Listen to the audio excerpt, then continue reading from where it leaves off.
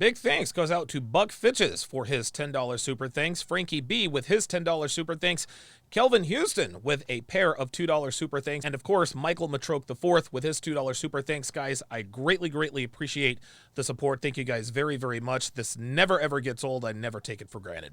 Okay, let's not waste any time. Let's get right to it. Can someone please tell me why men are still asking for Snapchats to get to know girls off of Hinge, Tinder, what other fucking app there is? We are no longer in 2014, honey. Like, be a man and ask for my phone number. Thanks. Okay, first off, any video that starts out with a woman asking, can somebody explain to me, or can someone please tell me why blah blah blah blah blah, they're not asking a question, they're making a statement. They don't really want to know the answer, they just ask these questions to appear more intelligent and naive. But to answer this bimbo's question, the reason why dudes are asking you for your Snapchat rather than your phone number is because they know she belongs to the streets. And if you're dressed like a streetwalker or an exotic dancer in public, men will correctly assume that you're in the recreational use category only, which means they see you as their next side piece, a woman he only uses for sex. Women who dress like this woman does and have profiles with the letters XO in it are not worthy of relationships. These girls are only good for sex, social proof, and pre-selection. Now, if a man sees potential in a woman outside of her three holes, that's when he'll ask for her phone number. He wants that woman to be able to interact with him on the grid. You see, Blondie, the reason why you haven't had a guy ask you for your phone number is because you're giving off side piece energy. You deciding to ask this question wearing a dress so tight we can see your nipples through it tells us all we need to know about you. Any man with experience would be able to quickly and correctly deduce that you are not relationship material. So here's a pro tip for the ladies. If the men who are approaching you don't ask for your actual phone number, they are only looking to smash. That's not their fault. That's your fault. Because when you dress, act, or move like a 304, you're going to be treated like one. So if you want men to ask for your phone number and deal with you on the grid, so to speak, then you might want to consider the way you present yourself to the world.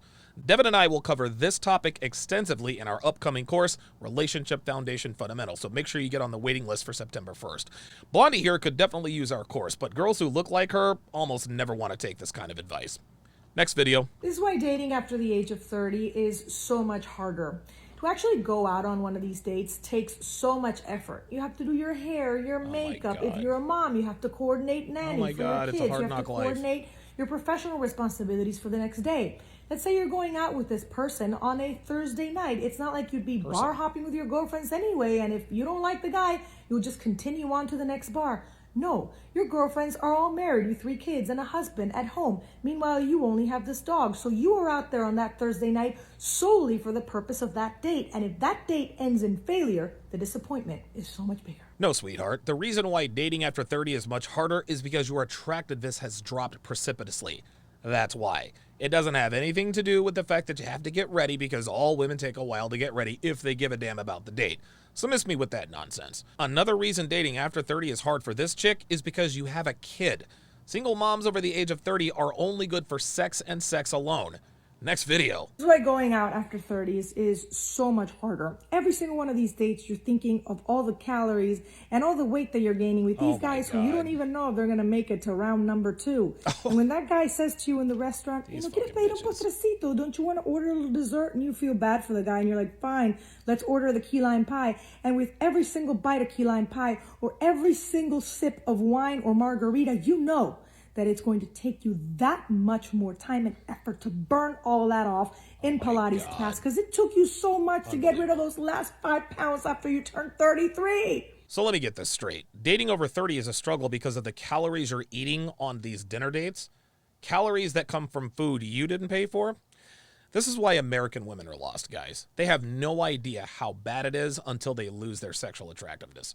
This woman is sitting here legit complaining about having to order key lime pie for dessert to appease a man trying to do right by her. You know, the dating market in America is indicative of a few different things. We have such an abundance of everything that we complain about inconsequential circumstances. A girl I used to date in Vegas would always complain about the slow Wi-Fi at whatever Starbucks we were at. Another girl used to complain that they didn't write her name on the cup correctly. Only in America do women actually complain about things that do not matter. Well, this single mother in her 30s is exactly the same way. This bitch is sitting here complaining about being in a calorie surplus with food she didn't pay for. And the immortal words of the late great Kevin Samuels, you cannot make this up. Next video. This is a real goddamn message that I received on a dating app. Good afternoon. How are you doing today? Once in a relationship, what day would you do my laundry? And since I'm off at 6 p.m., do you think that's enough time for you to have my dinner ready every night? What the f? This woman is too ugly. We had no conversation prior to this. I just, like, you have to know that this is an absolute no. Like, who's responding positively to this? No one. Thus the need to continue doing it. Maybe don't. If you're thinking about it, maybe don't. Yeah. Do this.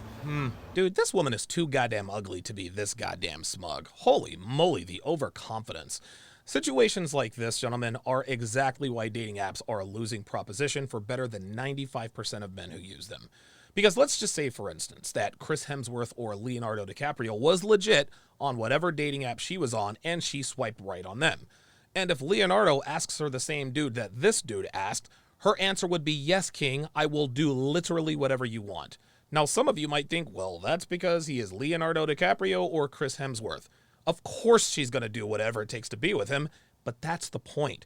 Dating apps don't give women nearly enough information to decide whether or not they want to put forth any effort. All they have to go on is a picture. She clearly thought this dude was attractive, but because she doesn't really know what his value is, it's preposterous for her to even conceive doing a man's laundry or cooking for a man she barely knows.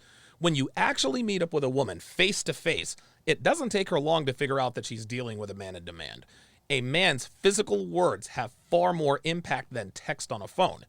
Think about how many women have disqualified men with serious potential based on dumb like this. Women like this are going to be forever single. She thinks she has so much value that it's just beneath her to even consider cooking for a man or doing his laundry. Like I said before, this is way too ugly to be this goddamn smug. Next video. I wanted to know me. I wanted to do things that he didn't want to do. You want to do things that he didn't want to do, such as? It was funny. It was as simple as going ice skating. He didn't like the same activities. He didn't even want to try because I might hurt myself. And he was focused on finances. My husband was a master saver, okay? He was like, we're not splurging on vacations. We're going to make sure that we do things. It was very economical. It was very logical. He was very goal-oriented. He was about saving money. He was about making sure we were good when we're old. And I was like, we're young and I want to live now. Well, he was financially faithful, socially faithful, physically faithful, intellectually faithful. And she rewarded him with a divorce because he wouldn't go ice skating, y'all. I'm not making this up. So let me get this straight. This woman married a man who is financially responsible, goal-oriented, sees the big picture, and appears to have been a good husband, and she wants to divorce him because he didn't want to go ice skating? I'm calling cap. Modern women, gentlemen, will never ever tell you the real reason they divorced their husbands or left their boyfriends. This is why the standard answer that comes from these women when you ask, well, why did you leave the relationship? That's why it's always, well, he was toxic, he was abusive, he drank too much, he did drugs, he cheated on me, and he put hands on me. Then in the same breath, they will slip up and talk about what a good man he was. Do you have a problem with me complimenting my ex? You told me he put hands on you. Huh? You told me he was an alcoholic and did drugs and put hands on you.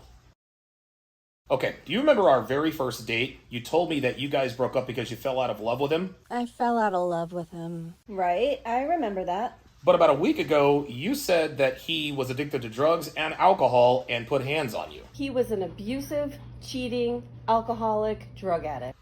No, that was someone different. No, it wasn't. You said it was Chris. That was another Chris. So you have two exes named Chris. One was the devil and one was an angel. Yeah?